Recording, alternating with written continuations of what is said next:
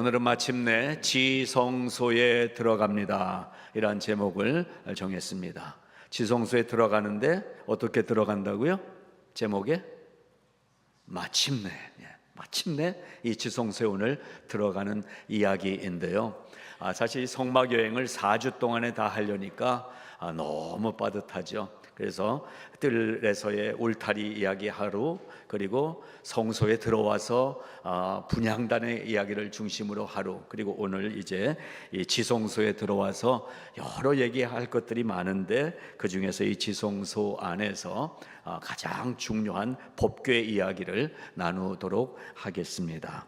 성막 공부를 하면서 이제 우리가 성막 뜰을 지나왔습니다. 성소에 들어섰습니다. 성소에서 이제 제사장, 특별히 대제사장만 1년에 한 번 들어가는 지성소 안에 오늘 들어온 것입니다. 감사한 것은 구약시대에는 대제사장도 1년에 한 번만 들어갈 수 있는 이곳에 우리는 쑥 들어온 것입니다. 하나님의 품 안에 들어온 것입니다. 몇 번 가르쳐 드렸어요. 하나님의 품 안에는 어떻게 들어가는 거예요? 쑥 들어가는 것입니다. 여러분 편안하게 하나님 품 안에 쑥 들어가는 마음으로 오늘 말씀 속으로 함께 들어가기를 바랍니다.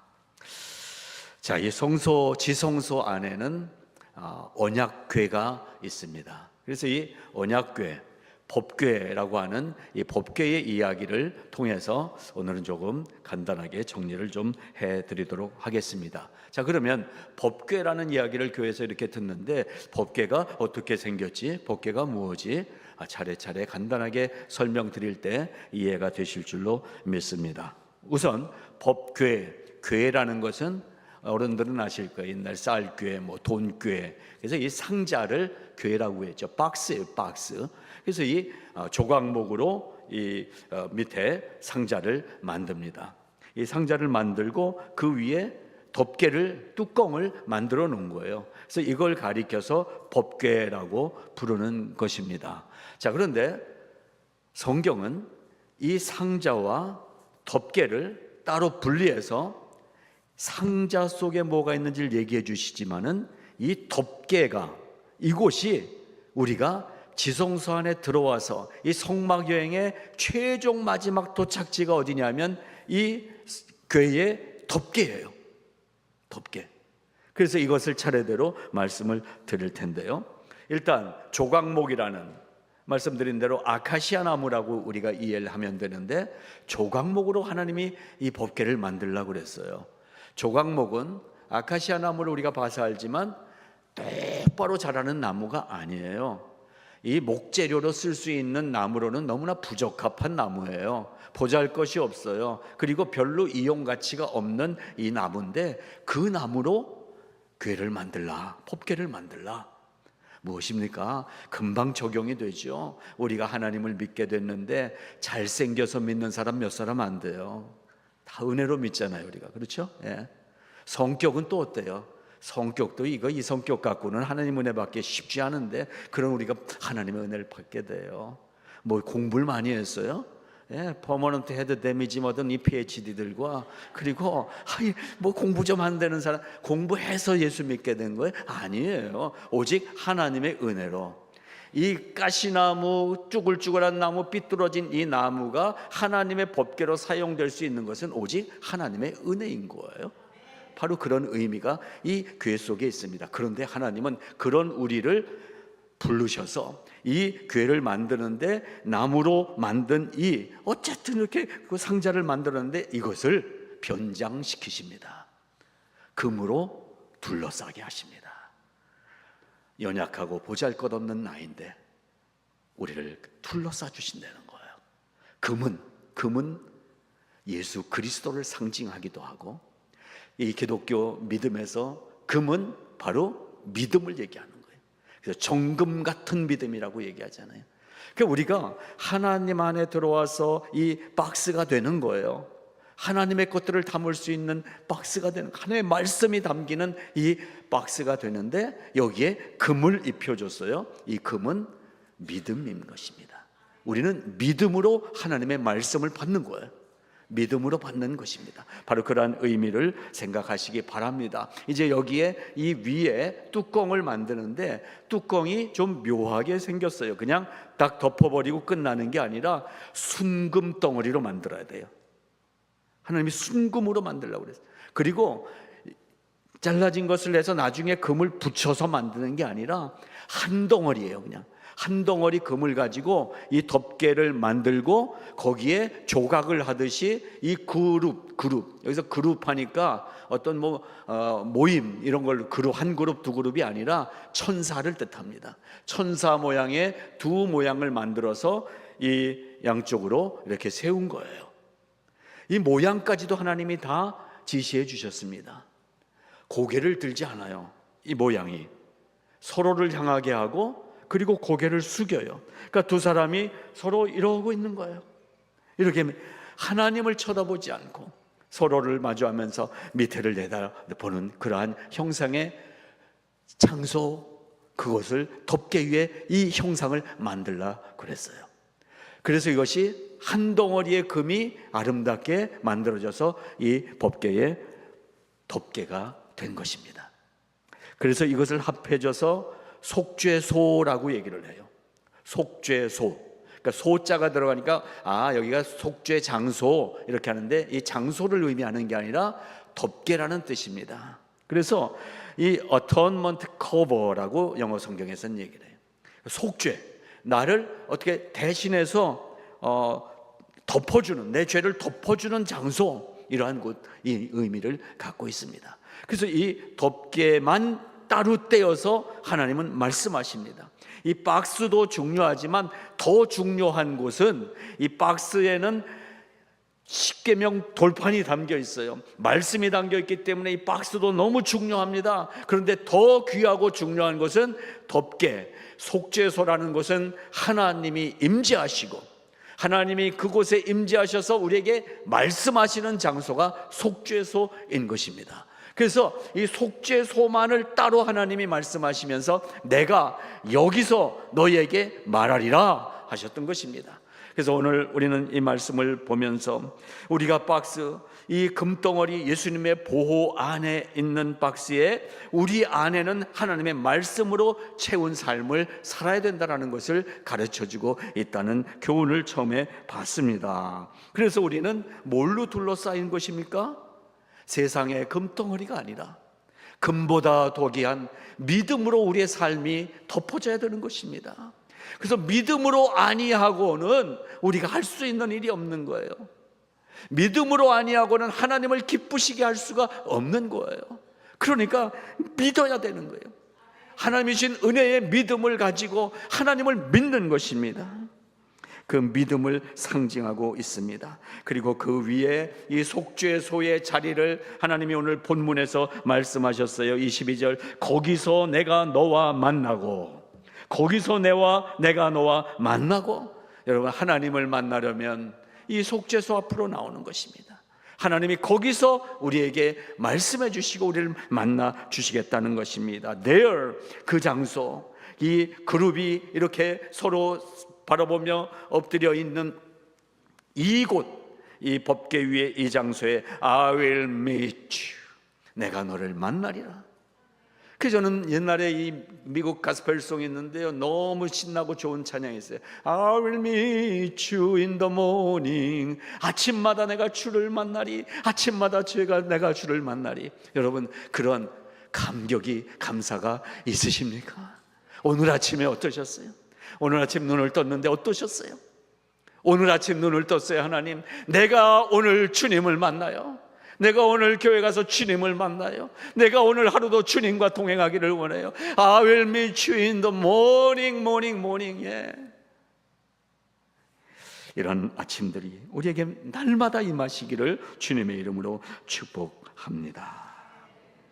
시편 137편 7절은 우리가 그의 계신 곳으로 들어가서 그의 발등상 앞에서 엎드려 예배하리로다. 시편 기자가 이렇게 고백합니다. 여러분, 예배는 생명입니다. 그래서 우리는 팬데믹 기간에도 교회 문을 닫은 적이 없어요. 모일 수 있는 분은 계속 모였어요. 코로나 위험하다, 바이러스다, 우리가 조심해야 되지만 예배와 바꿀 수 없어요. 그래서 예배를 지속적으로 드리는 것입니다. 우리가 발등상 앞에 엎드려 하나님을 예배할 때 하나님은 기뻐하시는 것입니다. 자, 그러면 이 말씀드린 속죄소에 있는 이 그룹 사이에 하나님이 계시겠다고 말씀하셨어요. 출애굽기 25장 21절 22절 오늘 말씀 보십시오. 속죄소를 궤 위에 얹고 내가 네게 줄 증거판을 궤 속에 넣으라. 거기서 내가 너와 만나고 속죄소 위 곧 증거궤 위에 있는 두 그룹 사이에서 내가 이스라엘 자손을 위하여 너에게 명령할 모든 일을 너에게 이르리라 라고 말씀하십니다. 광야 생활은 몇 년간 걸렸습니까? 무려 40년이었습니다. 40년. 예? 40년. 쉽지 않은 세월이었어요. 이 40년 한 곳에, 그냥 광야 한 곳에 정착해 산 것이 아니라 하나님이 인도하시는 대로 구름이 그리고 불이 인도하는 대로 오늘 짐을 싸야 될 거면 싸야 되는 거예요. 내일 떠나라 하면 떠나는 것이 이 광야 생활이었습니다. 성막도 이 모든 백성들과 함께 움직이는 장소였어요. 여러분, 이 성막 이야기를 한 달간 나눴지만 그냥 1인용, 2인용 텐트 쳤다가 걷었다 하는 게 아니에요. 하나하나 끈을 풀어야 돼요. 매듭을 풀어야 돼요. 이것을 다 싸야 돼요. 이 무게는 이 성경학자들이 따져보니까 엄청난 무게예요. 어떤 학자들은 전체 이 무게가 1톤이 넘었다라고 얘기하는 학자들도 있어요. 만만치 않은 이 무게를 텐트를 접어서 다시 지고 하나님이 거기 스탑 하는 곳에 서서 다시 백성들의 중앙에 이 성막을 또 치는 거예요. 그러니까 이 광야 생활을 가는데 이 내내 어디를 가느냐 하나님이 말씀하시면 가고 설하면 서는 삶을 살면서 가는 거예요. 어디서 말씀하셨어요? 이 속죄소에서 말씀하신 거예요. 그것을 모세가 듣고 이 백성들에게 안내하면서 걸어가고 있었던 것입니다. 하나님은 두 그룹 사이에 계셨다. 이것을 그대로 오늘 우리 현대 세팅에 들어가 보십시오. 오늘 하나님은 어디서 말씀하십니까? 법궤 안에는 무엇이 있습니까? 말씀. 하나님의 말씀이 우리에게 이미 전해져 있던 것입니다. 그래서 성경을 가까이 하지 않고는 하나님의 음성을 들을 수가 없어요. 이 무당처럼 얘기하는 목사들, 여러분 신기하지 마세요. 그거 다 가짜들이니까. 여기 진짜 말씀은 여기에 있는 거예요. 바로 그렇게 말씀하셨습니다. 자, 그러면 아까 법궤 안에 여러분 뭐가 있다고 그랬어요? 법궤 안에는 뭐가 있어요? 여러분 어떻게 알고 계세요? 법궤 안에 몇 가지가 들어가 있죠? 3가지. 예, 뭐가 있어요? 십계명, 돌판, 또 만나 항아리, 만나, 또 예? 아론의 쌍난 지팡이. 예, 잘 알고 계시네요. 근데 이런 거짓말을 알고 계시면 어떡해요? 저도 그렇게 알고 있었어요. 근데요, 정말 훌륭한 성경학자들이 계속 연구하고 말씀을 나눠보니까 법궤 안에는, 오늘 말씀에 딱 나왔잖아요. 법궤 안에는 뭐가 있어야 되는 거예요?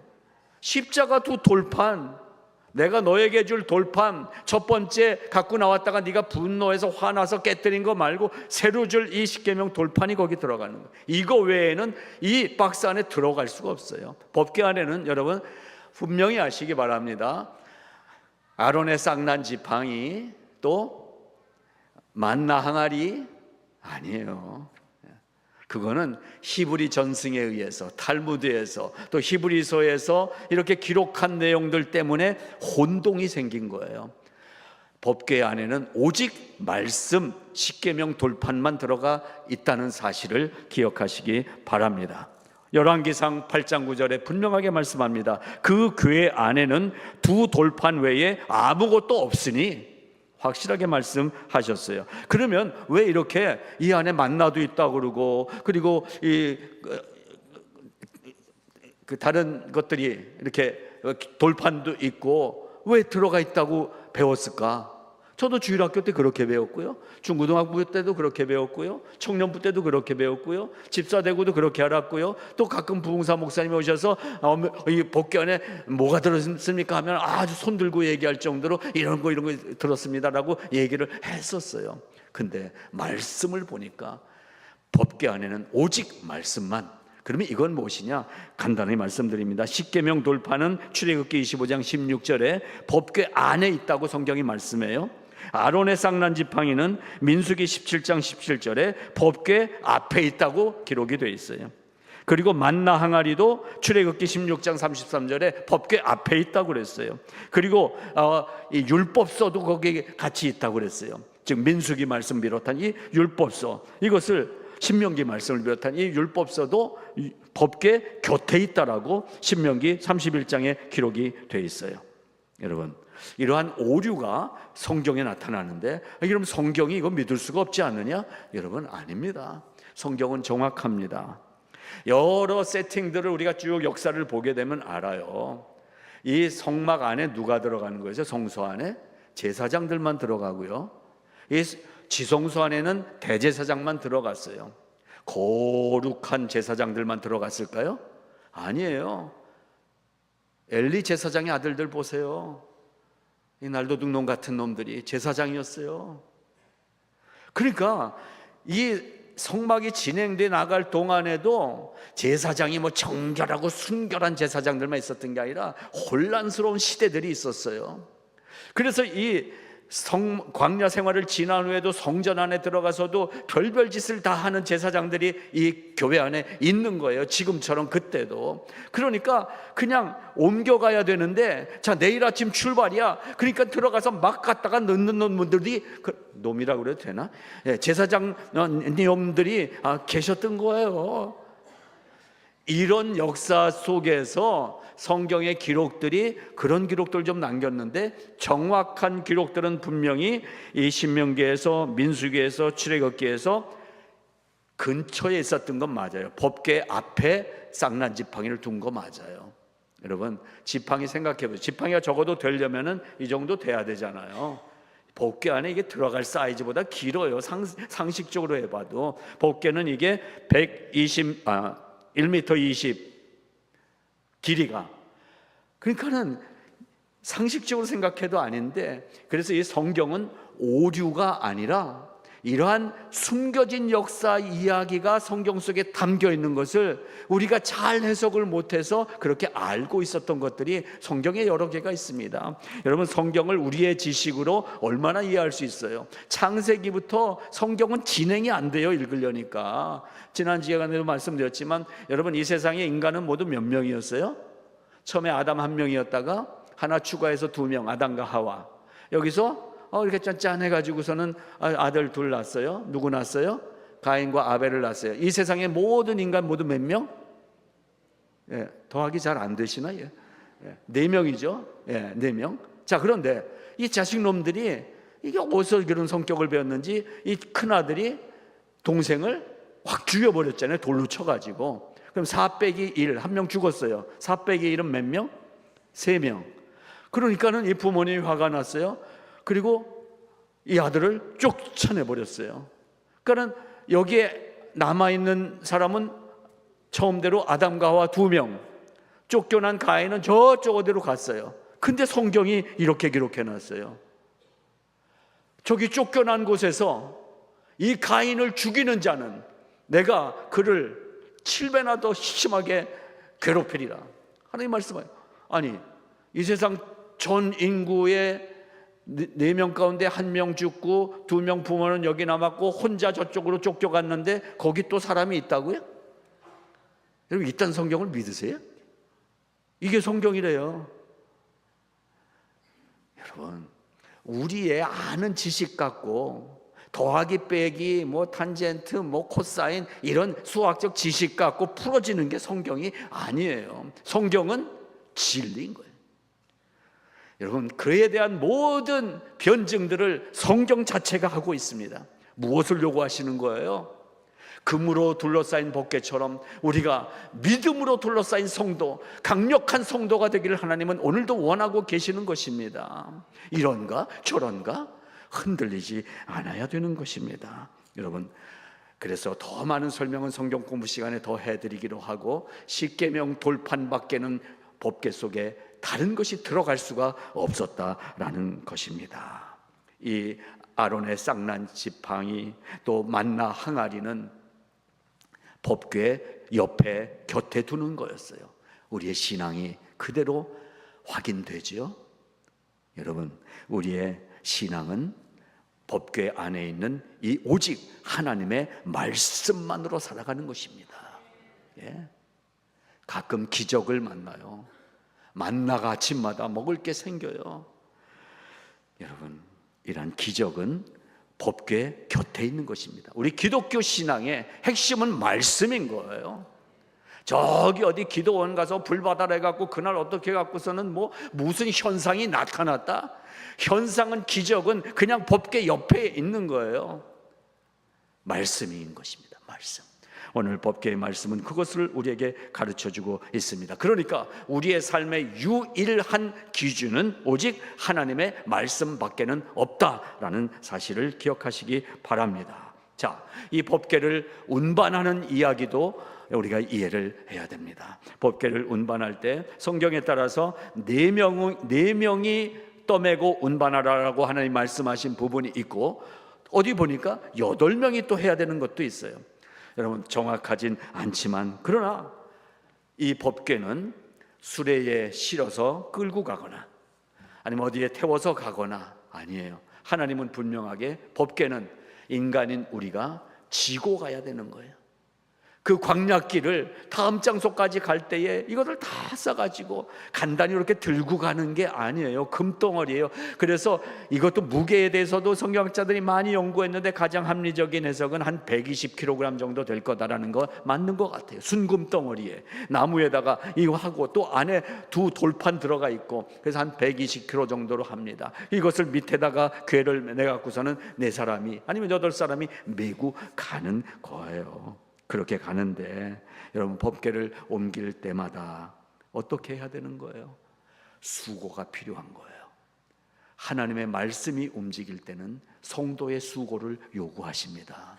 그냥 예수 믿고 나 그냥 뭐가 잘 풀어지고 이렇게 되는 거, 그게 예수 믿는 게 아니에요. 여러분, 예수 믿는다고 안 되는 게 금방 다 되고 이러면은 누가 예수 안 믿겠어요? 우리는 이 땅에서 사는 동안 세상의 순리 속에서 사는 거예요. 근데 그 어려움 중에서 우리를 쏙 빼내주시는 하나님이 아니라 하나님이 그 어려움 속으로 들어오셔서 내 손을 잡고 힘들지 하면서 격려주면 같이 걸어가는 게 신앙생활인 거예요. 예, 예수 믿으면 만사 형통이라고요? 그 저만 땡 잡은 거죠. 그러면 우리 형이 있거든요. 저도 만사 형한테 가면 통한다는 거잖아요. 형이 좀 달랐어요. 멀리 있어가지고 내가 못 가지만 만사 형통이 아니에요, 여러분. 고난은 고난대로 있어요. 아픔은 아픔대로 있어요. 괴로움은 괴로움대로 있어요. 그러나 하나님이 감당치 못할 시험 당함을 허락지 아니하시고, 시험 당할 즈음에 피할 길을 내서 너희로 능히 감당할 수 있는 힘을 하나님이 주신다는 사실을 믿으시기 바랍니다. 법궤를 운반할 때 내 수고가 들어가야 되는 것처럼 우리는 말씀으로 살아갈 때에 내 의지적 결단이 필요하고 내가 힘써서 노력해야 되는 신앙적 노력이 필요한 것입니다. 바로 그것을 가르쳐 줍니다. 그리고 이 법궤는 머물러 있을 때는 백성들 중앙에 있지만 이동하기 시작하면 법궤가 가장 먼저 가는 것입니다. 그래서 요단강을 건너갈 때에 이 법궤를 맨 제사장들의 발이 물에 닿자 요단강 물이 갈라졌던 거예요. 전쟁에 나갈 때도 이 법궤가 맨 앞에 가는 것입니다. 이것은 승리를 거머쥐고 있는 놀라운 능력의 자리가 법궤인 거예요. 말씀으로 가야 된다는 것입니다. 여러분, 우리는 말씀이 앞서는 삶을 살 수 있기를 바랍니다. 내 지혜가 아니에요, 내 지식이 아니에요, 내 경험이 아니에요. 오직 말씀이 앞에서 인도하는 대로 순종하며 따라가는 것만이 성도의 삶이라는 사실을 기억하시기 바랍니다. 여러분, 너는 택한 족속이요 왕 같은 제사장이라 그랬어요. 제사장은 뭐 하는 사람들입니까? 성막 이 뜰에 들어서면은 거기서 제물을 잡는다고 그러죠. 소를 각을 뜨고 잡아요. 누가요? 제사장이 하는 거예요. 그 제사장이 가운 입고 거룩하게 폼 잡고 있는 게 목사가 아니라 피 튀기는 이 제물, 이걸 잡는 자리에 있는 거예요. 직접 그 일을 내 몸으로 수고해야 되는 자리인 거예요. 그래서 목사가 된다는 것은 하나님께 내 삶을 드린다는 거예요. 장로가 된다는 것은 내 삶을 하나님께 헌신한다는 거예요. 내가 집사가 되고 권사가 된다는 것은 내가 몸을 얻는 자리가 아니라 교회를 위하여, 하나님을 위하여, 하나님의 이 목적을 위하여 나를 드린다는 것이라는 말씀인 거예요. 우리가 그런 삶을 사는 것처럼 이 법궤를 운반하는 것은 일반 다른 사람들이 하는 게 아니라 그것 또한 제사장들에게 이것을 메고 가라 그랬어요. 여러분, 메고 가는 은혜가 있기를 바랍니다.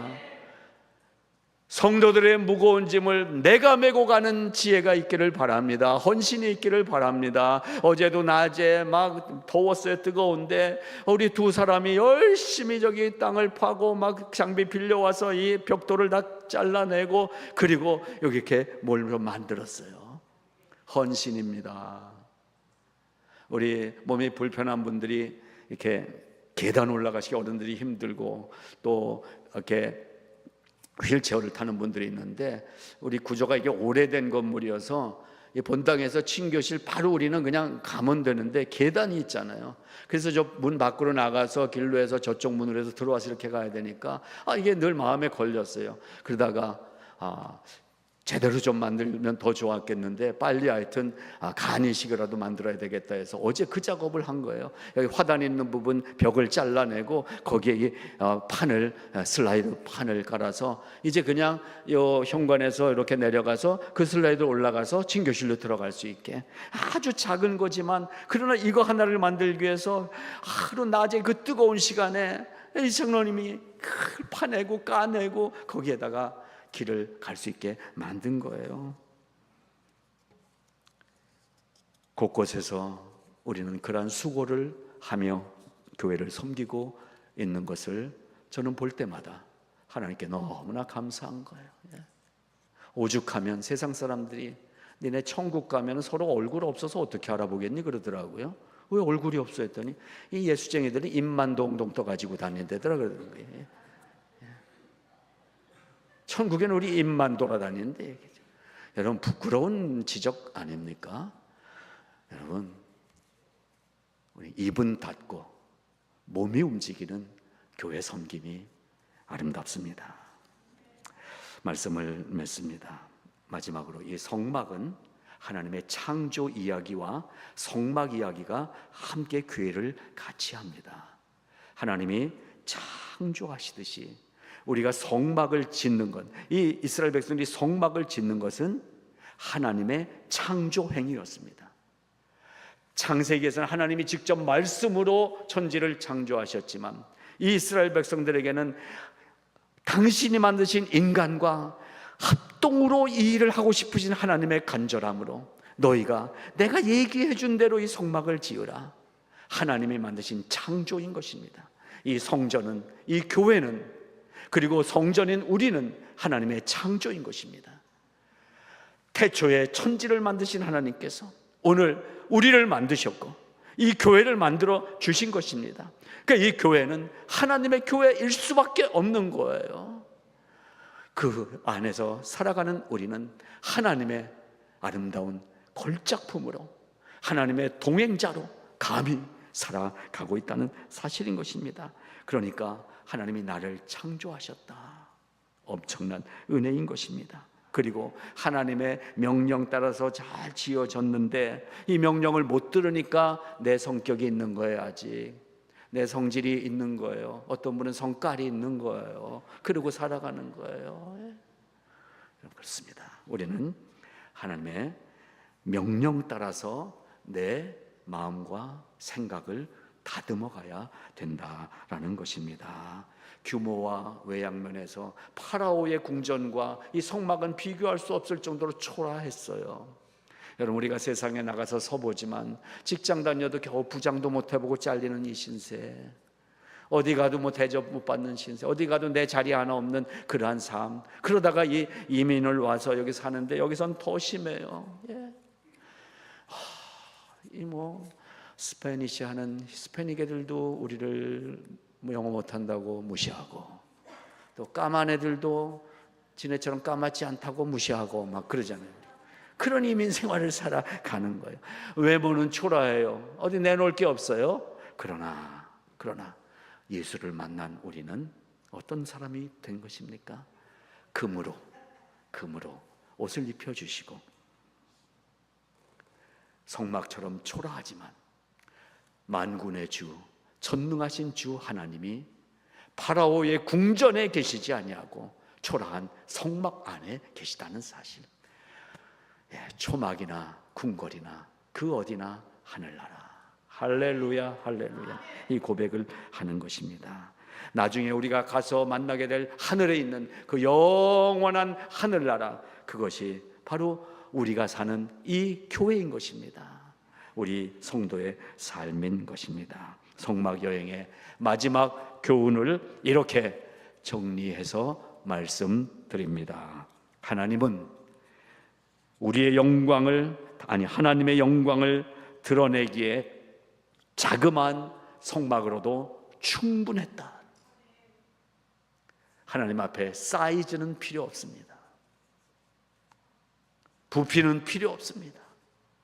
소유에 많고 적음은 필요 없습니다. 하나님은 작은 곳에도 기쁨으로 거하시는 분이십니다. 오늘 우리는 여전히 작고 연약할지라도 성막에 계셨던, 속죄소에 임재하시던 그 하나님은 오늘 나 같은 것에게도 임하신다. 나 같은 것에게도 임하신다. 감사함으로 하나님 앞에 더욱더 달려가는 축복된 삶이 되시기를 주님의 이름으로 축복합니다.